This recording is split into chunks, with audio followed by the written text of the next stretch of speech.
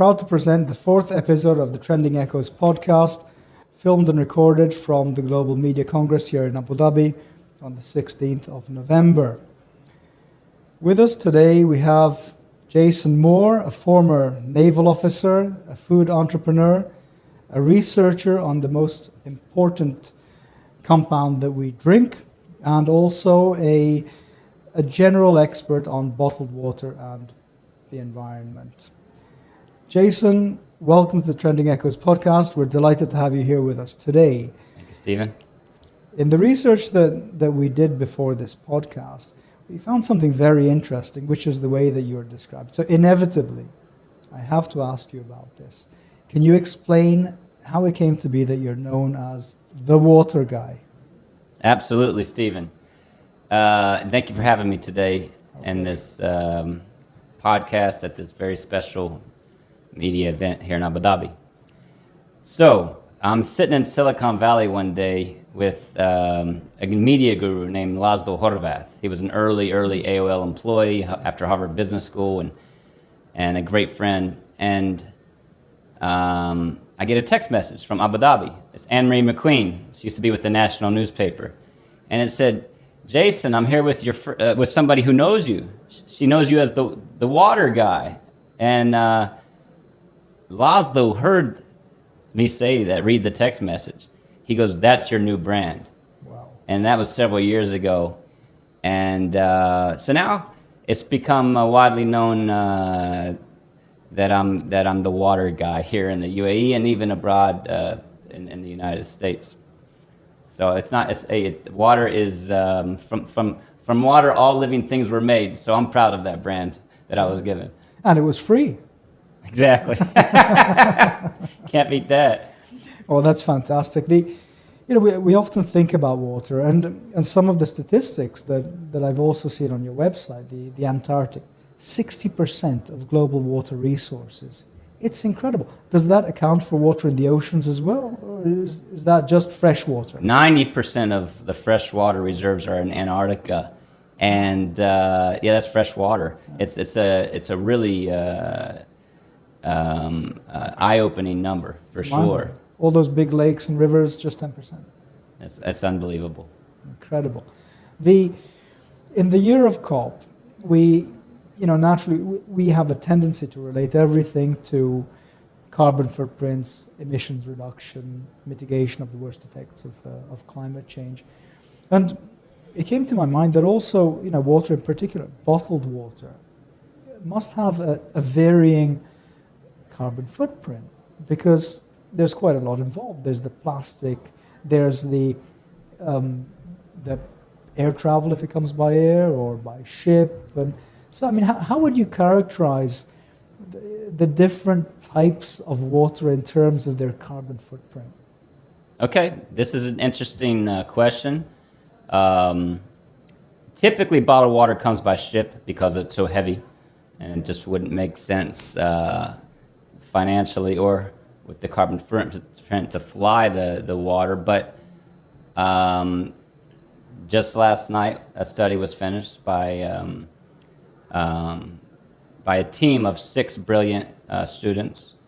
Here in Abu Dhabi? Here in Abu Dhabi, NYU. They did a study, and that's 5 of the students. I'm going to tell you who they are because they're brilliant. Catherine Holland, Jonathan Hu, Harihan, Janadanan, Maxine, did the research, and there was one other. And Victor's going to help get this result that I'm getting ready to tell you, this very special announcement. Victor's going to help get this report out to the media, Victor and Catherine. So if anyone's interested in finding out how they came up with this carbon footprint study, then please go to jasonthewaterguide.com, and we will have a way for you to reach out to them, because it will really show something that people don't know about when it comes to how does water equate to a carbon footprint. So are you ready for the results, Stephen? Absolutely. All right. People do know that desalination uses a lot of energy. All the local municipal water and all the local bottled water in the UAE is desalinated. So that for the tap water, it doesn't have to be put in a bottle, so the carbon footprint is less. And it's actually relatively very low compared to the other three types. So let's talk about four types. You have the municipal tap water. You have the local, let's say, small bottle of water, a local small bottle of water. Let's say a European brand small bottle of water coming from Europe. And then lastly, the same size 330 ml small glass bottle coming from Europe. Right. So that's the four types we're going to talk about. The local municipal tap water, compared to the other three with the bottles, has a very low carbon footprint. However, if it has to travel, let's say, for example, from Fujairah far through the Abu Dhabi Emirate, or if it has to travel very far, that will make the carbon footprint more aligned with the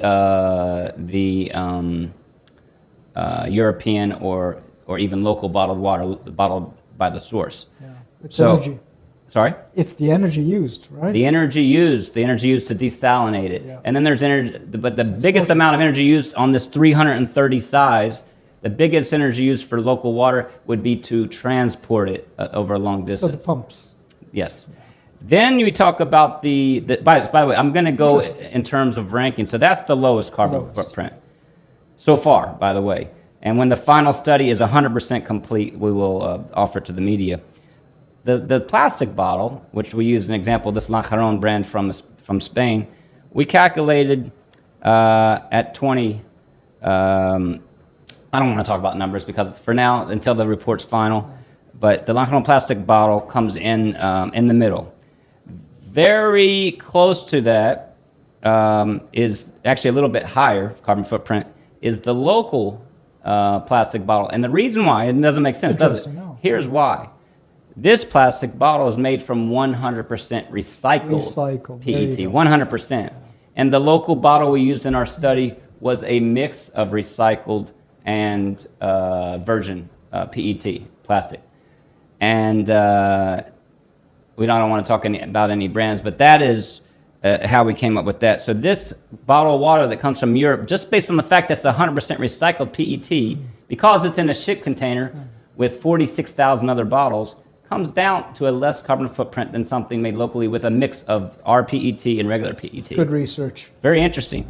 And then the final number we're going to talk about is a glass bottle this size coming from Europe, 330 ml from Europe, which was 6 to 7 times the amount of carbon footprint because the glass is very energy intensive. Did I hear you produce. right? 6 to 7 times. By far, that was the highest carbon footprint out of these four options. Glass production, heat, and everything like that. Exactly. And then heavy to move around. So, It's also heavier. So a lot of people say glass is, the winner. Well, there's never a clear winner. We always have to take a big picture view and be balanced.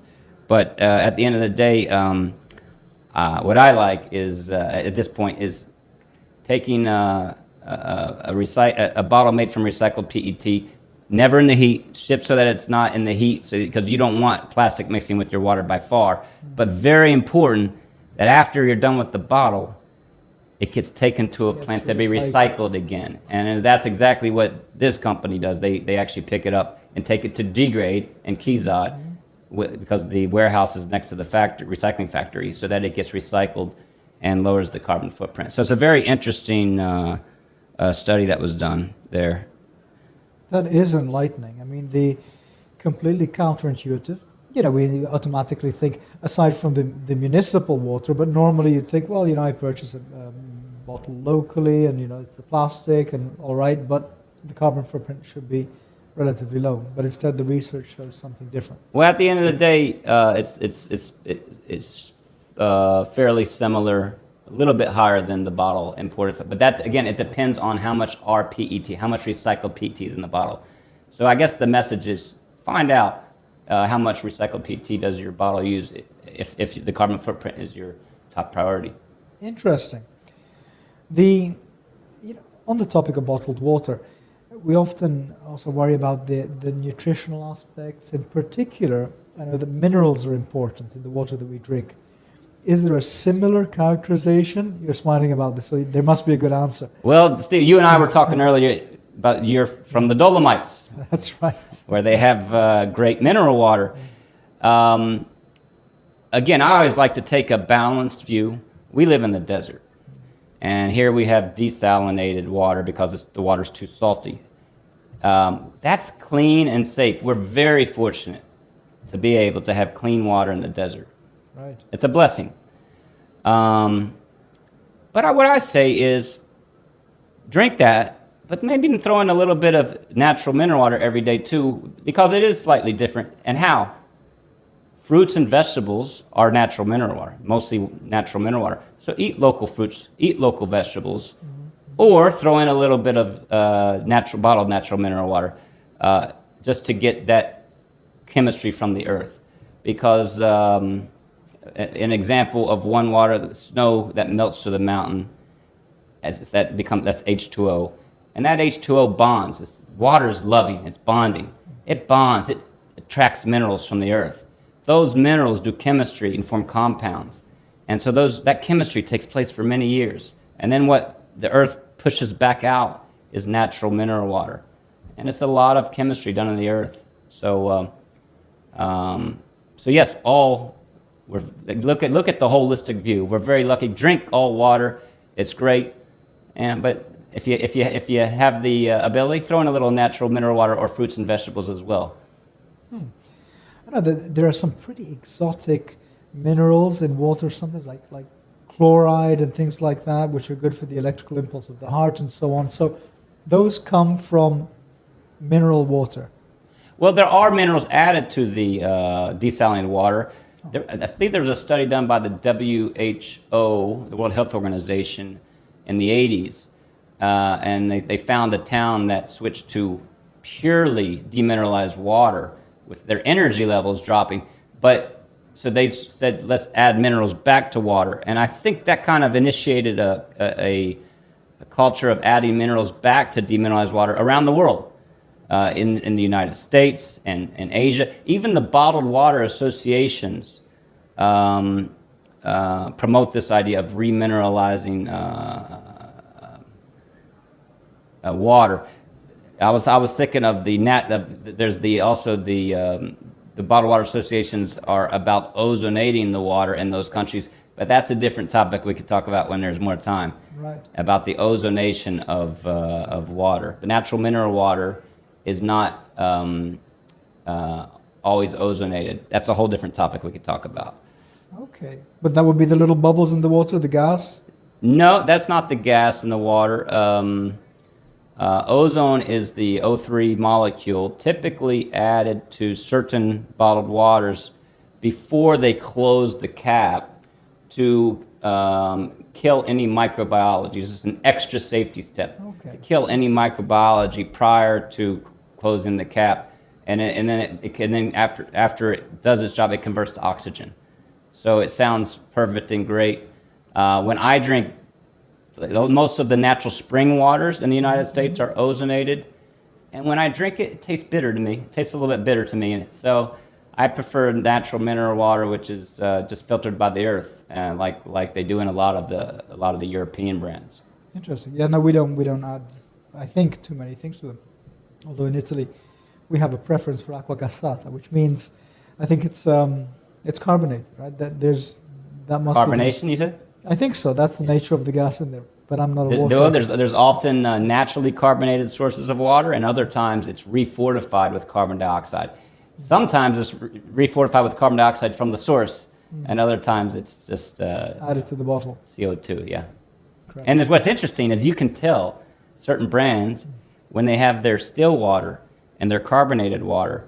If you look at the mineral content, and the mineral content is exactly the same, well, that means they just simply added CO2 to the natural water. Clearly. On the other hand, if you look at the two brands that are from the same brand, same source, and you see one with different mineral content from the other, you'll find that the carbonated water will have higher minerals than the still water. That's because the CO2 that's in the earth, in the water in the earth, H2O plus CO2 equals H2CO3, carbonic acid. That carbonic acid attracts more minerals into the water. Fascinating science. Fascinating science. The just leaving the topic of bottled water aside, you also have a sustainable farm, which is very unusual as a as a business venture. We're beginning to see them, of course, but how did you get into that? I mean, as an expatriate with a sustainable farm in the UAE, it's quite a story. It's called Local Food. Mm-hmm. That's a funny story. I was looking at. We wanted to call it Local Food. It's an organic farm, Right. Certified by the UAE authorities as organic. We wanted to call it Local Food, and I went to the Ministry of Economy, and this beautiful, hearted lady from, I believe from Syria, she was so nice, and she said, we can't call it Local Food. You can't trademark that. I was looking at a trademark. She said, but, she was looking on her computer, local food is available. Local. Local. It sounds like local, but it's not local. Yeah. Well, I'm thinking, I speak Spanish. In Spanish, local different. Means crazy. I said, I love it. So we called it Local Food. Local food. So back to the point of your story is I'm very fortunate to have a very generous and charismatic and wise friend, Emirati, who owns this farm in Gumaf, which is near Swayhan, past Swayhan. If you go from Abu Dhabi, if you did a triangle between Abu Dhabi, Dubai, and Al Ain, it would kind of be in the middle of the triangle. But he was growing vegetables, and I was listening to a radio podcast, actually, ironically, and Laura Al-Amir had Slow Foods Dubai. I remember. And she talked about the value of organic food. So I got a hold of her, and we became friends, and she taught me a lot about organic farming. And there was another Emirati lady who taught me a lot about organic farming as well in Dubai. And I'm very thankful and blessed that she taught me. And she helped us to kind of get moving in this direction. There's another gentleman from Nahil. I don't know if they want me to say their names, but they're wonderful, good-hearted people who also helped me. He helped me learn how to the basics, the fundamentals. And anyway, we got started based on the fundamentals of organic farming. We're all about the fundamentals. And several years ago, and we kept a simple, long-term plan. Boxes that are either a big family box or a mini box that every week we distribute to Dubai and Abu Dhabi. Organic vegetables. How do you deal with the heat in summer? Very good question. We don't. The carbon footprint of even if you try to use the best technologies, it's not perfect in the summer here because it's hot. So we chose the strategy, let's just focus on the environment and only grow in the wintertime. So it's very important to have summer farming for food security, understandably. But we chose to focus more on the route of keeping it lower cost because less energy and less water in the winter. Of course. And also less carbon footprint by harvesting and delivering in the wintertime. Incredible. So does the farm close down or just minimizes operations when someone's there, but it's not farming in the summer? Right. We minimize operations, and my lead employee goes back to Nepal, and he spends his 6 months with his family, and he helps on our digital efforts while he's there. Oh, that's great. Yeah, it's wonderful. And he taught himself so much about digital marketing, and I'm very proud of him. His name is Janak Okarti. I'm very proud of Janak. Well, it's quite a skill set, farming and digital. Absolutely. Skill set of the future. Yes. When you say it's certified as organic, I mean, I think that as a layperson, I intuitively know maybe less fertilizer, but what else is there to make it organic? You meant, well, of course, everything starts with water. Then you have the organic fertilizer, which is a certified organic fertilizer. Manure. Then we use a fish manure, Fish manure. which was at one point called the Cadillac of manures. Certified organic fish manure. And then we use sometimes a bio compost to help add the right components to the earth. And to keep the pest away, we're very careful. We don't use anything that might be harmful to the plants or to the humans. And so definitely no. What we use would be things like neem oil. Neem seems to be the go-to for a lot of farmers in the UAE. Neem, because there's the neem trees, and it's so effective. Or for example, if we have slugs, there are some unique methods. Laura is now in South Africa, but she still helps me. She's a wonderful person, and she's available, by the way, if anyone needs help with farming. The one who had the slow food Dubai. She recommended some alternative techniques, natural techniques, to help get rid of the slugs, which were very effective. Using a candle, there's various methods. Yeah. Does it taste different? Must taste better. The vegetables? Right. Well, that's up to you to decide. This winter, I'll send you some to try. But my customers are very happy. The tomatoes aren't. They don't taste. Let's say. They taste earthy in a way, earthy and dynamic and full of life from the soil. You can taste, and then of course there's a lot of sunlight in this country, so that helps the tomatoes thrive. Yes, and we have a great team of farmers, by the way, too. The farmers run the show. They put their heart into it. The most important fundamental rule that I didn't mention: crop rotation. Fundamental. What does that mean? You have to rotate your crops periodically. To ensure that the vegetables don't keep taking the same minerals out of the earth in the same place year after year after year, so to deplete the minerals, because certain vegetable families require certain minerals, mixes of minerals. So if you have the same family there all the time, it keeps sucking the same minerals out of the ground. On the other hand, you have the pest.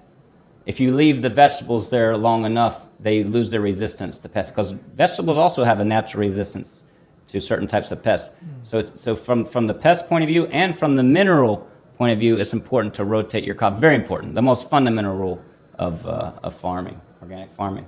Interesting. So tomatoes, then zucchini where the tomatoes were. You have to rotate it. Aubergines somewhere. Yeah. So got to rotate it.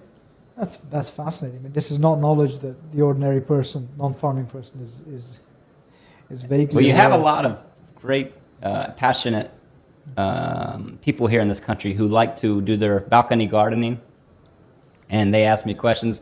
I'm not the expert on balcony gardening, but I would refer them. There is a Facebook group, I believe, about balcony gardening in the UAE, and a lot of great information there for people who want to try to grow plants on their balcony. Yeah, I mean, this is also great. Like, choosing water based on the carbon footprint and doing a little something on one's balcony for the environment and for one's home table. These are great initiatives that help us to pitch in whatever measure in the year of COP28. Absolutely, yeah, yes.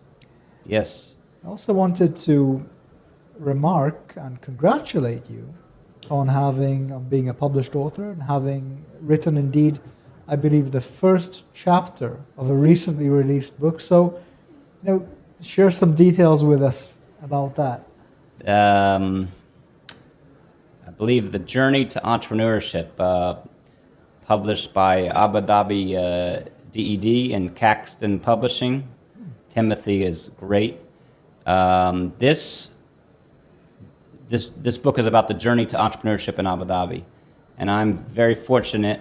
And I just got this. I just found this out 2 days ago, by the way, that I was honored with the first chapter in the book, titled "Abu Dhabi, the home of selfless hospitality." It is indeed. Abu Dhabi is so uniquely special. The jewel Once people get here, they realize the real jewel is the heart, the generosity of the people and the culture here. Everyone from around the world feels at home here.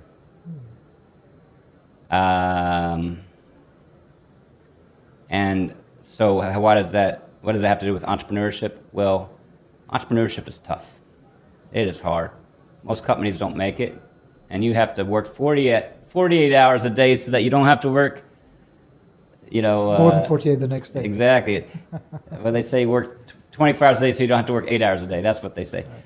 And that's tough and stressful. Well, Abu Dhabi has a way with all the generosity and kindness and love in the air. It has a way of lowering the stress level. So you can come here and go after your entrepreneurship goals, and they will support you from their heart. It'll make it a much easier path to entrepreneurship because of the culture. You'll be happier taking these big risks and taking on these big challenges here in Abu Dhabi. It's a really great place. Give it a shot. I'm the co-chair of the Micro SME Committee at the American Chamber of Commerce Abu Dhabi. Mm-hmm. And AmCham is actually offering a special rate to those who are micro SME owners to become a member. I'm also the co-chair of the US-UAE Public Affairs Committee, right, where we try to promote the bond and the relations between the people of our two countries. It's a fascinating insight.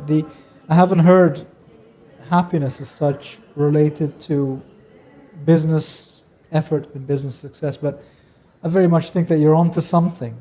It's so much easier to deal with pressure, with stress when one's happy. And of course, I concur. The environment in Abu Dhabi is conducive to happiness, and its people are conducive to happiness. Yes, and I know that the Abu Dhabi DED has been working very, very hard to come up with many initiatives that will support micro SMEs and startups. And I know there are many entities here in Abu Dhabi that will support financially and otherwise this startup arena. So if you have that passion, then maybe on the side dive in. Maybe I'll do that, Jason. Maybe I'll do that. Well, Jason, it's been wonderful having you here with us today, and very, very enlightening to hear a technical perspective, a somewhat researchy one as well, but above all, the perspective of someone who's out there and has done it and is doing it. So that's a different level of insight, I feel, and we thank you very much. We look forward to a continuation of the friendship with Trends, and welcome back anytime. Ana jahiz means I am ready. And I wanted to say to all my Emirati friends who might be listening, marhaba sa. Thank you, Stephen. Fantastic. Thank you, Jason.